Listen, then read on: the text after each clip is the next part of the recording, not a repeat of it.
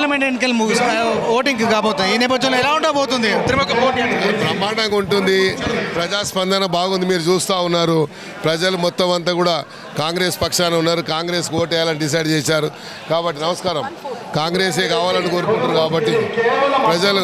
గత 10 ఏళ్ల పాలన కూడా రాష్ట్ర ప్రభుత్వం మారిపోయి ఇప్పుడు కాంగ్రెస్ ప్రభుత్వం వచ్చింది. ఇప్పుడు కేంద్రంలో ఎలా ఉండబోతుంది, రాష్ట్రంలో ఎలా ఉంటుంది? రాష్ట్రంలో ఎలాగైతే మార్పు కోరుకుంటారో దేశంలో కూడా మార్పు కోరుకుంటారు. తప్పకుండా దేశంలో తప్పకుండా రాహుల్ గాంధీ గారు ప్రధానమంత్రి కావాలి. బీఆర్ఎస్ సంబంధించినటువంటి కేసీఆర్ కూడా పెద్ద ఎత్తున చెప్తున్నారు 12 సీట్లు ఇస్తే మాత్రం మరోసారి తెలంగాణ రాష్ట్రంలో కీలక పరిణామాలు చోటు చేసుకుంటారు. పోయి ఢిల్లీ హైదరాబాద్లో రాజ్యం వెళ్తారా?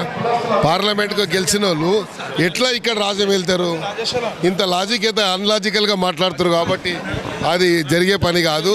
పార్లమెంట్ వచ్చేటివన్నీ 12-14 సీట్లు కాంగ్రెసే జరగబోతుంది. కాంగ్రెసే గెలుస్తుంది. సికింద్రాబాద్లో మీకు పోటీ రెండో స్థానం ఎత్తుకోమని చెప్పండి. మాది మాత్రం పోటీ ఇవ్వలేరు. మా కేక్ వాక్ ఉంది. 1,00,000 1,00,000 పైనే ఉంటుంది గ్యారెంటీ.